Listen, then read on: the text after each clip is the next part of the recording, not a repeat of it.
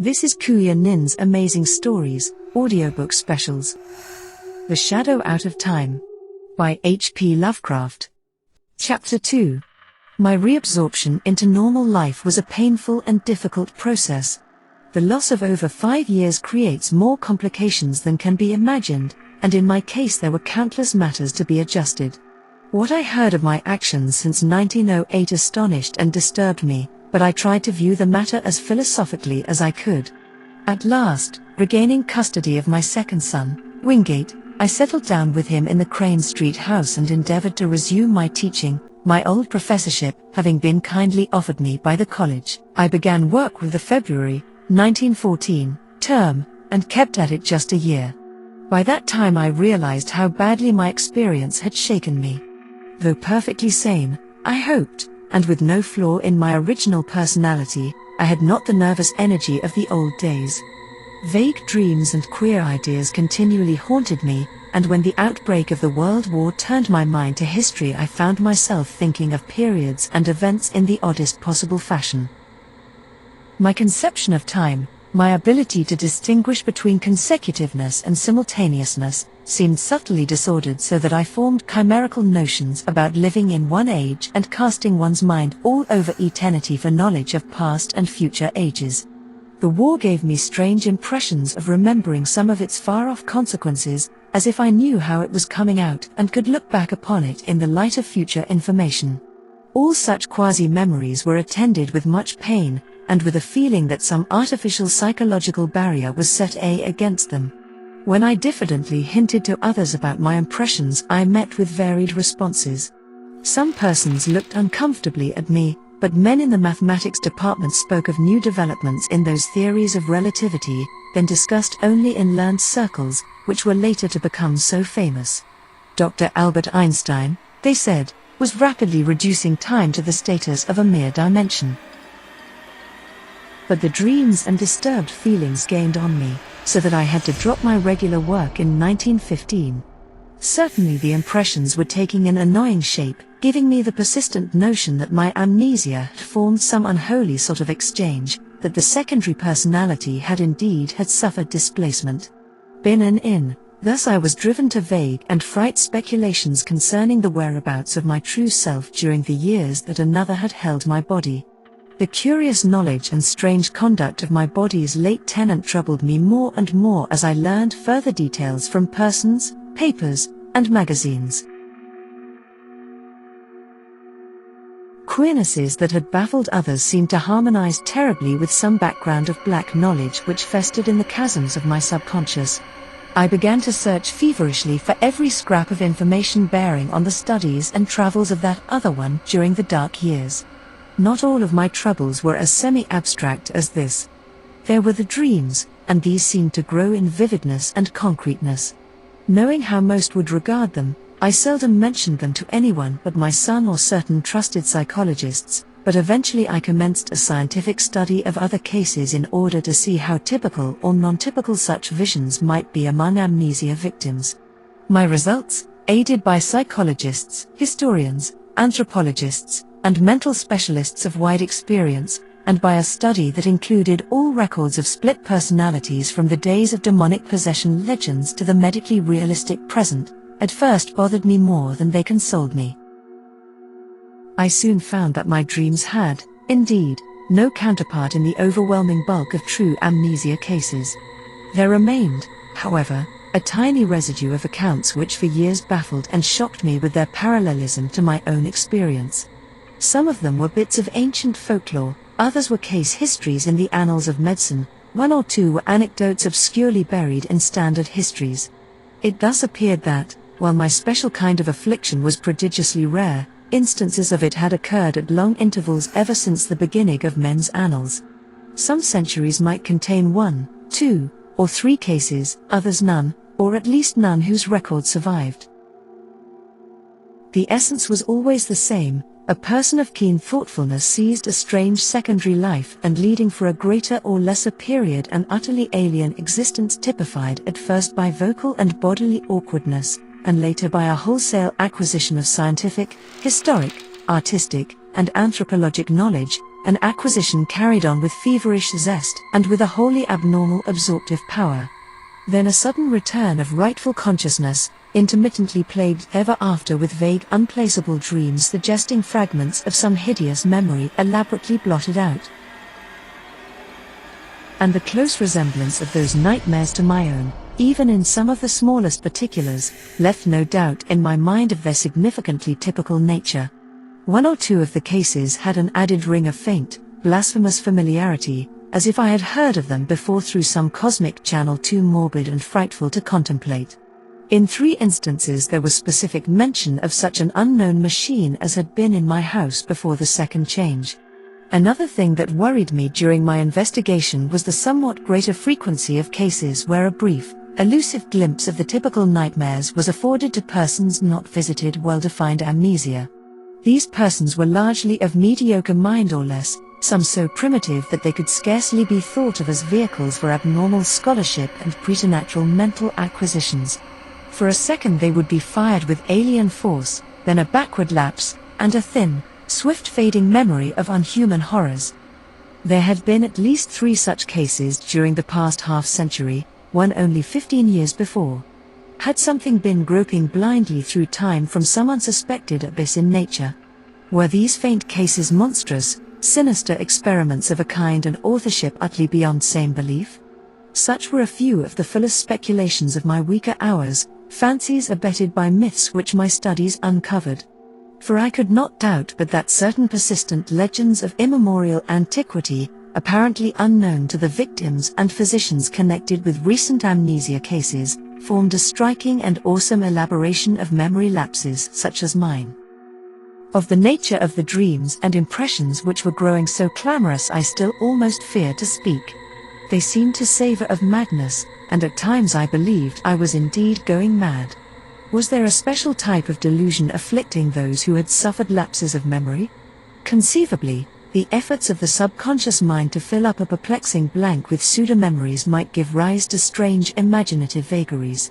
This indeed, though an alternative folklore theory finally seemed to me more plausible, was the belief of many of the alienists who helped me in my search for parallel cases, and who shared my puzzlement at the exact resemblances sometimes discovered. They did not call the condition true insanity, but classed it rather among neurotic disorders. My course in trying to track down and analyze it, instead of vainly seeking to dismiss or forget it, they heartily endorsed as correct according to the best psychological principles. I especially valued the advice of such physicians as had studied me during my possession by the other personality. My first disturbances were not visual at all, but concerned the more abstract matters which I have mentioned. There was, too, a feeling of profound and inexplicable horror concerning myself. I developed a queer fear of seeing my own form, as if my eyes would find it something utterly alien and inconceivably abhorrent. When I did glance down and behold the familiar human shape in quiet grey or blue clothing, I always felt a curious relief, though in order to gain this relief I had to conquer an infinite dread. I shunned mirrors as much as possible, and was always shaved at the barber's. It was a long time before I correlated any of these disappointed feelings with the fleeting, visual impressions which began to develop. The first such correlation had to do with the odd sensation of an external, artificial restraint on my memory. I felt that the snatches of sight I experienced had a profound and terrible meaning, and a frightful connection with myself, but that some purposeful influence held me from grasping that meaning and that connection. Then came that queerness about the element of time, and with it desperate efforts to place the fragmentary dream glimpses in the chronological and spatial pattern. The glimpses themselves were at first merely strange rather than horrible. I would seem to be in an enormous vaulted chamber whose lofty stone arowanings were well nigh lost in the shadows overhead. In whatever time or place the scene might be, the principle of the arch was known as fully and used as extensively as by the Romans. There were colossal, round windows and high, arched doors, and pedestals or tables each as tall as the height of an ordinary room. Vast shelves of dark wood lined the walls, holding what seemed to be volumes of immense size with strange hieroglyphs on their backs. The exposed stonework held curious carvings, always in curvilinear mathematical designs, and there were chiseled inscriptions in the same characters that the huge books bore. The dark granite masonry was of a monstrous megathick type, with lines of convex-topped blocks fitting the concave-bottomed courses which rested upon them. There were no chairs, but the tops of the vast pedestals were littered with books, papers, and what seemed to be writing materials, oddly figured jars of a purplish metal, and rods with stained tips. Tall as the pedestals were, I seemed at times able to view them from above.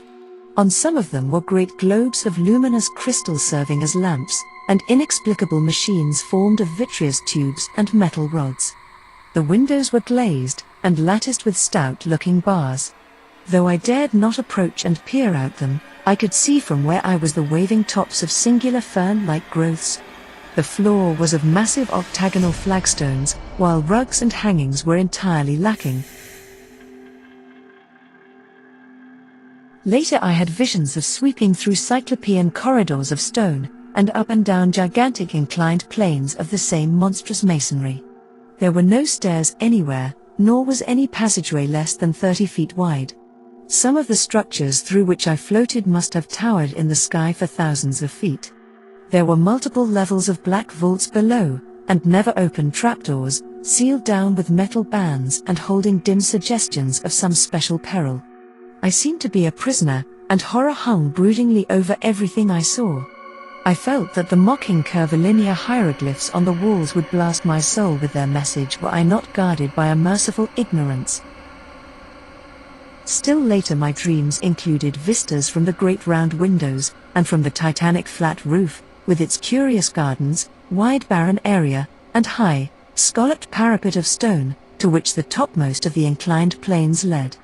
There were almost endless leagues of giant buildings, each in its garden, and ranged along paved roads fully 200 feet wide. They differed greatly in aspect, but few were less than 500 feet square or 1,000 feet high. Many seemed so limitless that they must have had a frontage of several thousand feet, while some shot up to mountainous altitudes in the grey, steamy heavens. They seemed to be mainly of stone or concrete, and most of them embodied the oddly curvilinear type of masonry noticeable in the building that held me. Roofs were flat and garden-covered, and tended to have scalloped parapets. Sometimes there were terraces and higher levels, and wide, cleared spaces amidst the gardens. The great roads held hints of motion, but in the earlier visions I could not resolve this impression into details. In certain places I beheld enormous dark cylindrical towers which climbed far above any of the other structures. These appeared to be of a totally unique nature and showed signs of prodigious age and dilapidation. They were built of a bizarre type of square-cut basalt masonry, and tapered slightly toward their rounded tops. Nowhere in any of them could the least traces of windows or other apertures save huge doors be found. I noticed also some lower buildings, all crumbling with the weathering of eons, which resembled these dark, cylindrical towers in basic architecture. Around all these aberrant piles of square-cut masonry there hovered an inexplicable aura of menace and concentrated fear, like that bred by the sealed trapdoors. The omnipresent gardens were almost terrifying in their strangeness, with bizarre and unfamiliar forms of vegetation nodding over broad paths lined with curiously carven monoliths. Abnormally vast fern-like growths predominated, some green, and some of a ghastly, fungoid pallor.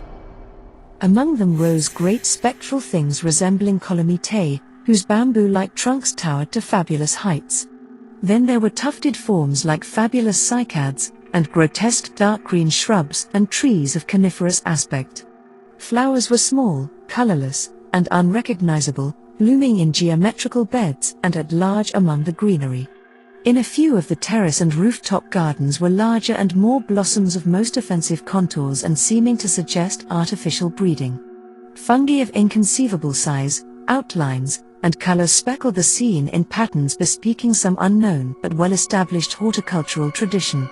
In the larger gardens on the ground there seemed to be some attempt to preserve the irregularities of nature, but on the roofs there was more selectiveness, and more evidences of the topiary art. The sides were almost always moist and cloudy, and sometimes I would seem to witness tremendous rains. Once in a while, though, there would be glimpses of the sun, which looked abnormally large, and of the moon, whose markings held a touch of difference from the normal that I could never quite fathom. When, Very rarely, the night sky was clear to any extent. I beheld constellations which were nearly beyond recognition. Known outlines were sometimes approximated, but seldom duplicated, and from the position of the few groups I could recognize, I felt I must be in the Earth's southern hemisphere, near the Tropic of Capricorn. The far horizon was always steamy and indistinct, but I could see that great jungles of unknown tree ferns, Columitae, Lepidodendra, and Sigillaria lay outside the city, their fantastic frondage waving mockingly in the shifting vapors. Now and then there would be suggestions of motion in the sky, but these my early visions never resolved. By the autumn of 1914 I began to have infrequent dreams of strange floatings over the city and through the regions around it.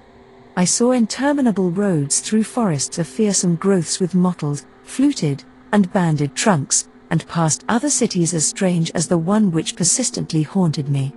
I saw monstrous constructions of black or iridescent tone in glades and clearings where perpetual twilight reigned, and traversed long causeways over swamps so dark that I could tell but little of their moist, towering vegetation. Once I saw an area of countless miles strewn with age-blasted basaltic ruins whose architecture had been like that of the few windowless, round-topped towers in the haunting city. And once I saw the sea, a boundless, steamy expanse beyond the colossal stone piers of an enormous town of domes and arches. Great shapeless suggestions of shadow moved over it, and here and there its surface was vexed with anomalous spoutings.